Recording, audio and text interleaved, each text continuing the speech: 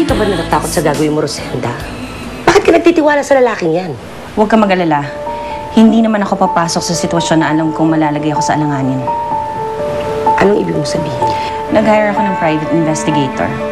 Kukunan niya ng litrato habang nag-uusap kami ng lalaking yon. Para sa ganon, kapag may nangyari sa akin, pwede natin ma-report sa polis, hindi ba? At hindi na ako maluloko ulit ng lalaking yon. Basta mag-iingat ka, Rosenda.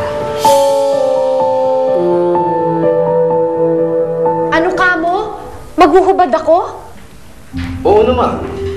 Eh, paano mo makikita yung katawan mo kung hindi ka maghuhubad? Eh bakit kailangan ho makitang nakahubad ako? Bilya, sinabi mo ba dito sa anak mo kung anong gagawin kong pelikula, ha? Eh, Orang, huwag ka na mag-inarte. Taplas lang naman yan. Tanggalan ng blouse at saka bra. Ganun lang ang gagawin mo. Kailangan sa pelikula. Sexy yung pelikulang gagawin. Sige na. Gagawa kasi ko ng indie films. I-release ko internationally. Ngayon, kung ayaw mo, well, marami dyan, no?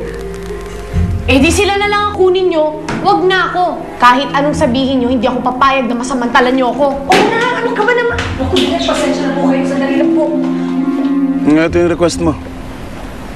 Oh, sapat na ba yan para dun sa DNA testing na sinasabi mo? Oo, sapat na to para malaman ko kung nagsasabi ka ng totoo. Sigurado yan. Wala ka sa akin. Pag nakuha ko ni resulta ng DNA test, tsaka tayo magbabayaran. Ano katagal yun? Usually in 2 days, makukuha ko ni resulta, pero dahil nagbayad ako ng extra, baka bukas makuha ko na yun. O, saan ko yun, ha? Huwag ka mag-alala. Marunong ako tumupad sa usapan. Sa bagay, buhok pa lang naman yung hawak mo, eh. Di wala akong ideya kung nasa ng anak mo.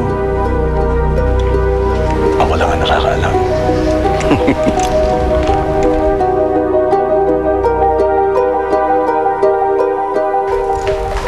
Orang!